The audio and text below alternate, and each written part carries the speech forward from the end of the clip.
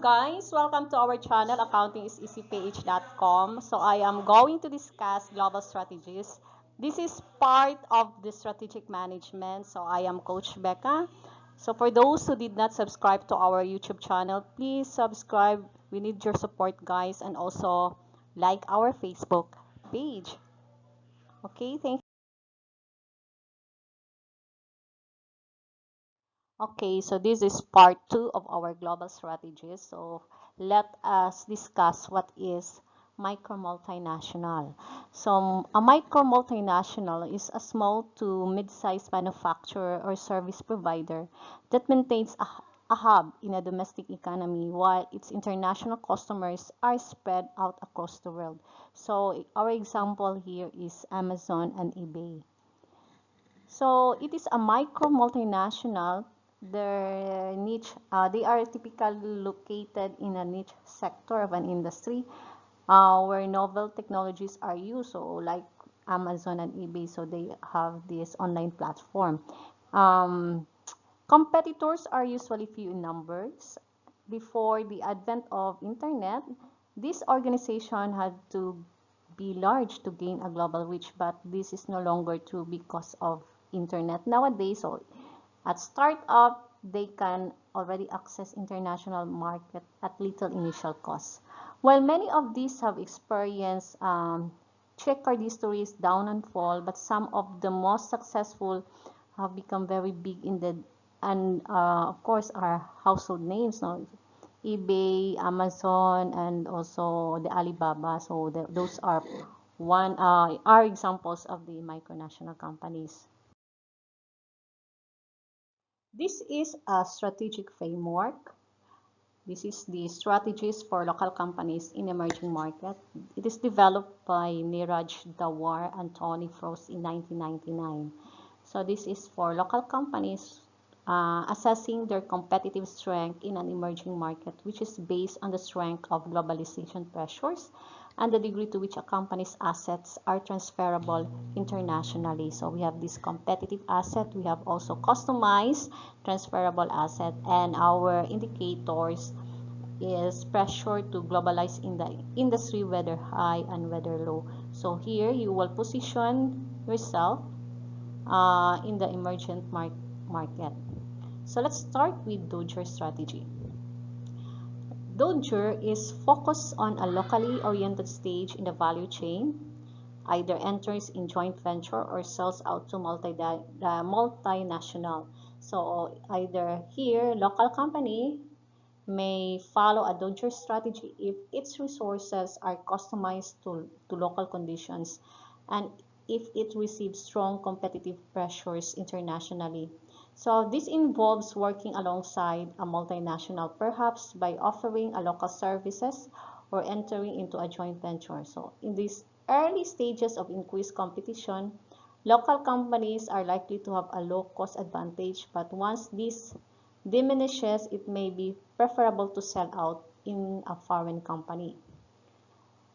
We have also Defender, so it's part of customized asset, and the pressures in the global industry is low. So Defender strategy is more appropriate if yeah, with this condition. So a local company can target market segments where multinational competition is weak.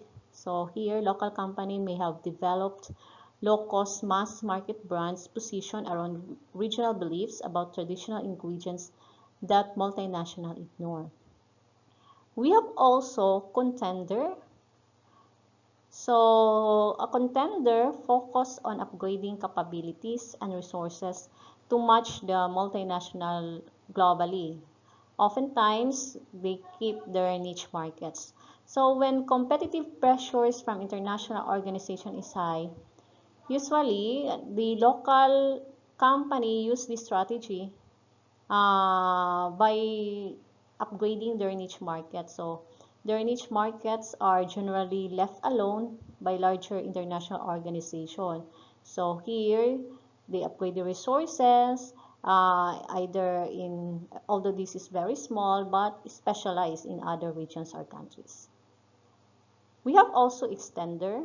So extender with low levels of competition. An extender strategy transfer domestic products and services to similar markets offers opportunities for expansion into other regions and countries. Okay, now we will focus on international strategy. Recall from our previous discussion, international strategy is also called export strategy. It is a strategy through which the firm sells its goods or services outside its domestic market. So in some instances, firms using an international strategy become quite diversified geographically as they compete in numerous countries or regions outside their domestic market. So for example, Netflix.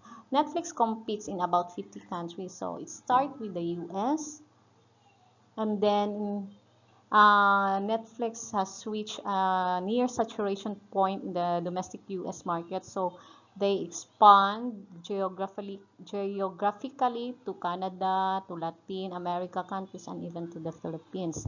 However, there are issues there because um,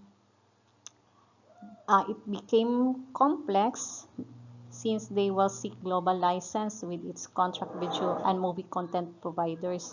And second, their global streaming strategy, which both increased domestic competition for subscribers growth as well as new entrants into foreign markets.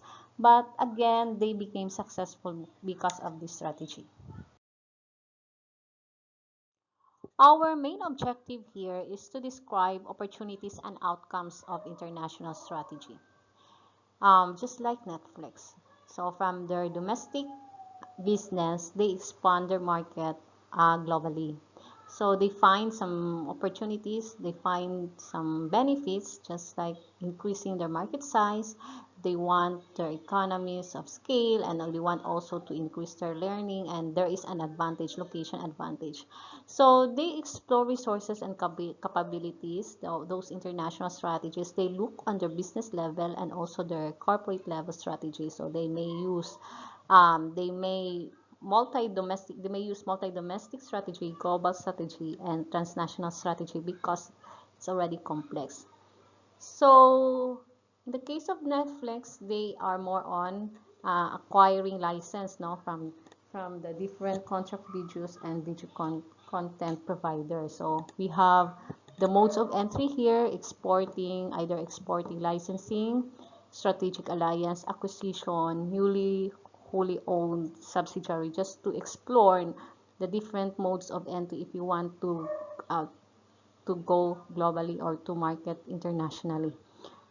And also here, you will evaluate the problems and risks, solve it, and your outcome would be improving your performance and enhance innovation. So let us discuss this further. So first is, let us further discuss the incentives and the basic benefits of using this international strategy to compete globally. So first we have the incentives. So when you say incentives, it could be an opportunity, or yeah, this is an opportunity. And then the benefits, we have only three benefits of this international strategy. So let's look on the incentives. So you go internationally, or you proceed to global markets because you want to extend your product life cycle. You want to gain more customers, and you want to achieve or produce more product. And then you can also access to raw materials, just in, like for example in the case of the mining industry. So they go to international market because there are raw materials there. And there is also an opportunity to integrate operations on a global scale. So the more company you have, the more international company you have, the better. And then there is also an opportunity to better use rapidly developing technologies, just like for example in Alibaba, Amazon, and eBay. And you can also gain access to consumers in emerging markets because there are several customers in the market, especially if it's globally or internationally related na. And we have the three benefits of international strategy. So first is the increased market size. So if the firm expand internationally, so their size of their potential market will also dramatically increase, no, by using this strategy. So they will establish stronger position in markets outside their domestic market. And then we have also the economies of scale and learning. So by expanding the number of markets in which they compete, the firm may be able to enjoy the benefits of their economy. So their economy will increase, no? Particularly in manufacturing operations. So they will have continual process improvements, enhancing their ability to reduce costs while increasing the value of their product to satisfy their customer. We have also the advantage, which is location advantage. So locating the facilities outside their domestic market can sometimes help firm reduce costs. So this is one of the benefit strategy that will accrue to the firm when its facilities in international locations provide easier access to lower cost labor, energy, and other natural resources. Okay, benefits of international strategy. Firms operate internationally are able to expand the market for their domestic product offerings by selling those products in international markets. For example, Procter and Gamble, they developed their products in its home country and sold them internationally. They can also realize location. They can increase their economy by dispersing individual value creation activities to those locations around the globe where they can perform most efficiently and effectively because of lower labor costs.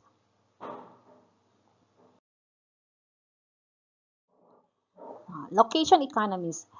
These are the economic benefits that arise from performing a value creation activity in the optimal location for that activity wherever in the world that might be either transportation costs, trade barriers, permitting. So example here is Apple. Apple designs the iPhone and develops the associated software in California, but undertake the final assembly in China precisely because the company believes that these are the best locations in the world for carrying out these different value creation activities. So locating a value creation activity in the optimal location for that activity can have one of two effects. So it can lower the cost of value creation, helping the company achieve a low-cost position, or it can enable a company to differentiate its products. So it's a low-cost activity.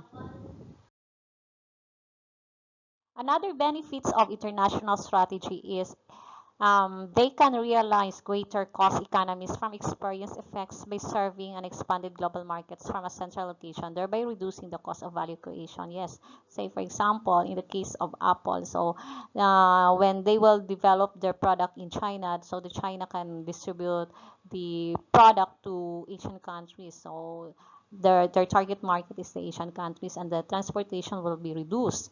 And it can also earn a greater return by leveraging any value skills developed in foreign operations and transferring them to other entities within the firm's global network of operation. Because company like to compete internationally, so they will choose what particular entry mode they will be going to use. So there are 5 primary choices of entry mode. So first is exporting, second is licensing, third franchising, fourth, entering into a joint venture with a host country and setting up a wholly owned subsidiary in the host country. So each mode has advantages and disadvantages, and managers must weigh this carefully when deciding which mode to use. So because of the opportunity to compete in global markets, so company decide to choose what particular entry mode they will be going to use when they want to enter international markets. So first choice is exporting. So exporting, it is a shipping of goods produced in the company's home country to other countries for marketing. So the company could choose to handle all critical function itself, or it could contract this function to an export management company. So exporting is popular for small business because of the internet and rapid advance of overnight express services, which has reduced the once formidable cost of exporting. So one advantage of exporting is the ability to realize locations and scale-based economies, but the disadvantage of it are high transport costs, there are trade barriers, there are problems with local marketing agents. So the next choice is licensing. So under a licensing agreement, the licensing firm grants rights to another firm in the host country to produce and or sell a product. So the license pay compensation to the licensing firm in return for technical and sometimes marketing expertise. So this is an especially useful strategy if the trademark or brand name is well known but the company does not have sufficient funds to finance its entering the country directly. And of course, the technology is unique and not easily replicable, or if the country makes entry via investment difficult or impossible. So the advantage of licensing it is low, it has low development cost and of course risk. But the disadvantage here are inability to realize locations and scale-based economies, inability to engage in global strategic coordination, and there is lack of control over technology. The third choice of entry is franchising. Franchising, here in this agreement, the franchisor grants rights to another company to open a retail store using the franchisor's name and operating system. In exchange, the franchisee pays the franchisor a percentage of its sales as a royalty. So franchising provides an opportunity for a firm to establish a presence in countries where the population or per capita spending is not sufficient for a major expansion effort. However, the more important element of franchising is that the ability of the franchisor to expand rapidly with minimal capital investment. So, one advantage of franchising is low development costs and risk just like licensing. Disadvantage here is inability to engage in global strategic coordination and of course there is also lack of control over quality. Another choice of entry is joint venture. So companies often form joint ventures to combine the resources and expertise needed to develop new products or technologies. So a joint venture may be an association between a company and a firm in the host country or a government agency in that country. So this is a quick method of obtaining local management. It also reduces the risk of expropriation and harassment by host country officials. So this joint venture may also enable a firm to enter a country that restricts foreign ownership. So the corporation can enter another country with fewer assets of stake and thus lower the risk. However, there are also disadvantage and advantage of this joint venture. So among of these, the advantages here is there's access to local partners' knowledge. They have shared development costs and risk and political dependency. The disadvantage here is inability to engage in global strategic coordination, inability to realize location and scale-based economies, and there is a lack of control over technology. The last choice of entry is wholly owned subsidiaries, so in the form of acquisition. So it is a relatively quick way to move into an international area through this acquisition, so either purchasing another company already operating in that area. So it has synergistic benefit. No? It can result to the company can acquire a firm with strong complementary product lines and a good distribution network. So it is suggested that wholly owned subsidiaries are more successful in international undertaking than a strategic alliance such as joint venture. So among the advantages of these wholly owned subsidiaries are protection of technology. There is an ability to engage in global strategic coordination. There is an ability to realize location and scale-based economies. However, there are disadvantages, the high cost and the risk associated with your acquisition. These are the 5 types of entry and its characteristics. So exporting, so it's high cost and low control. Licensing, it's low cost, low risk, but have little control and low returns.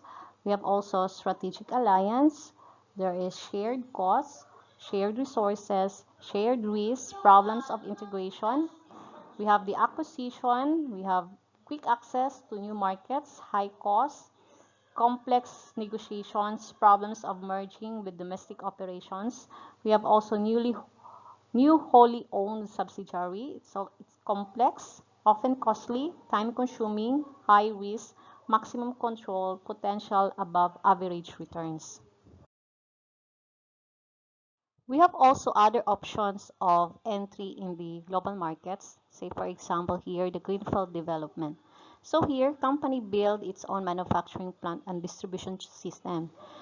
So according to research, firms possessing high levels of technology, multinational experience, and diverse product lines prefer greenfield development to acquisitions.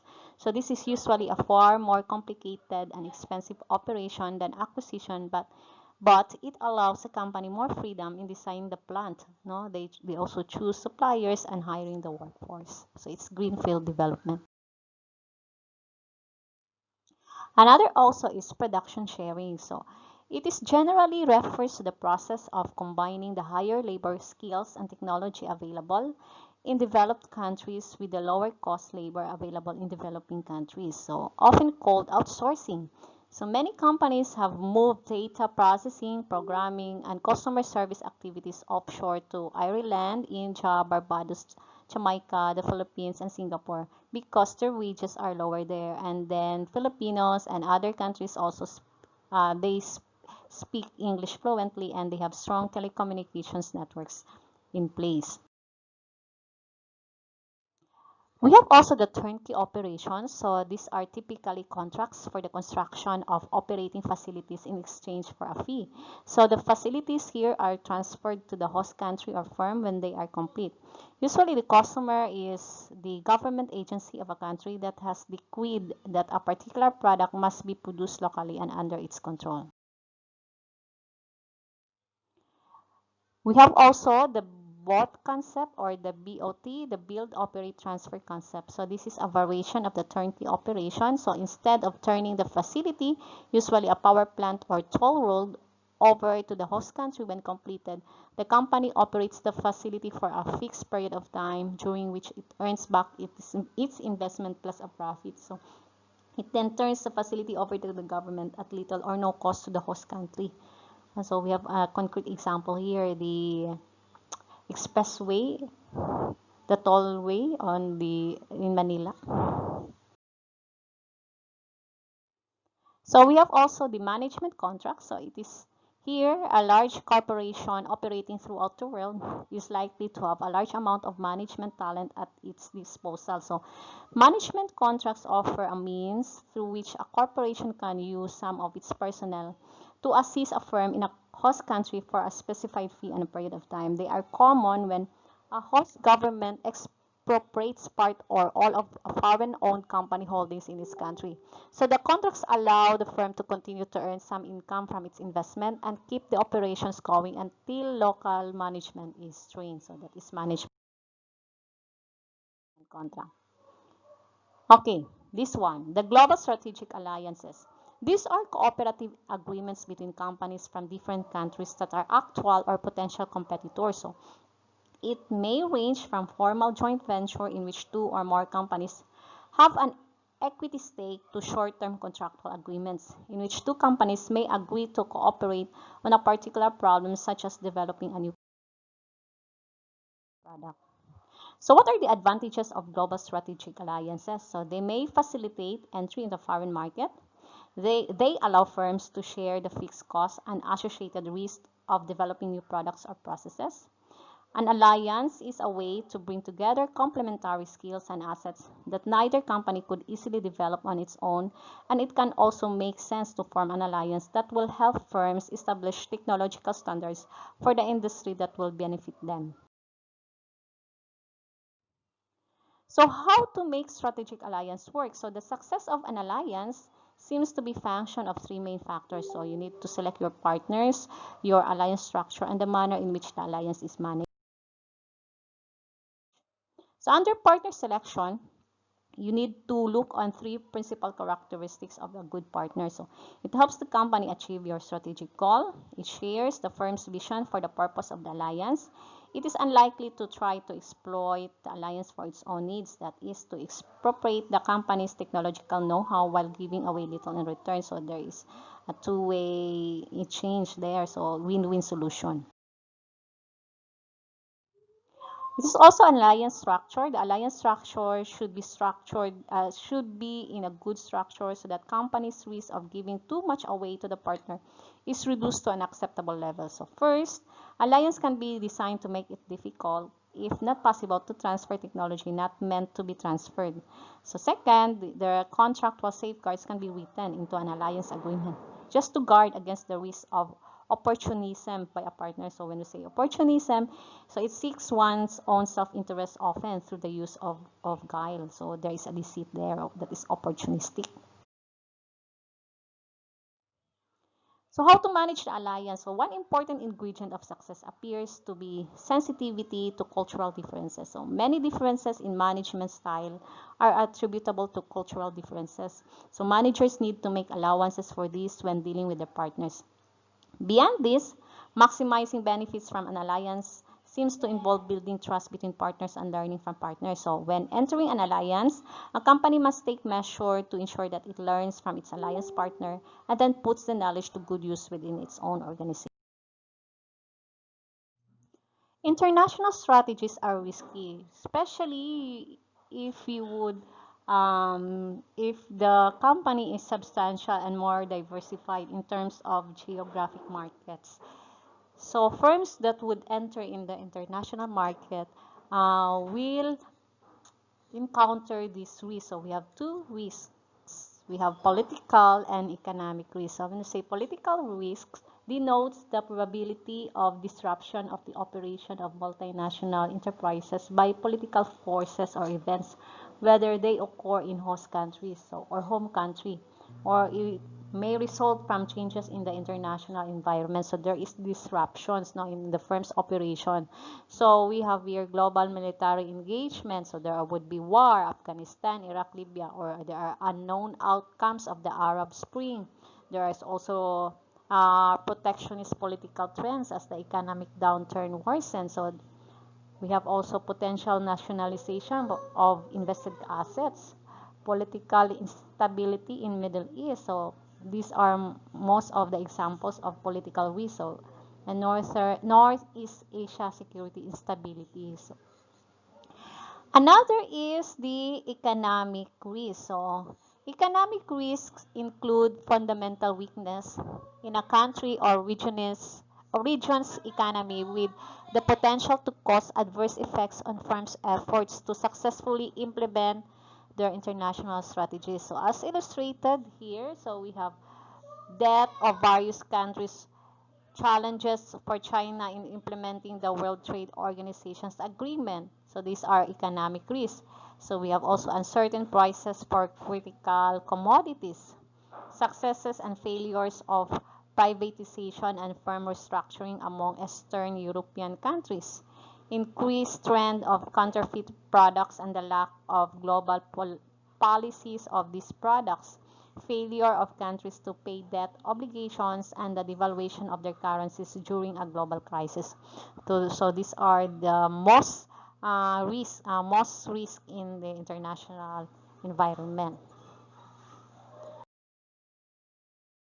So as summary, the use of global strategies is increasing.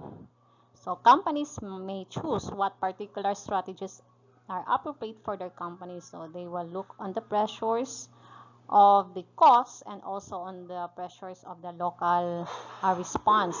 They will also look on several factors, the government, what else, the culture of the company, of the country, and local demands, etc., and supply. Okay, these strategies yield three basic benefits. So it increases market size, economies of scale and learning, and location advantages.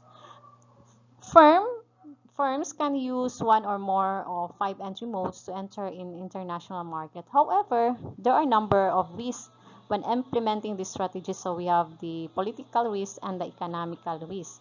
So successful use of international strategies contributes to a firm's strategic competitiveness in the form of improved performance and enhanced innovation. Thank you. And once again, please don't forget to subscribe to our YouTube channel and like our Facebook page.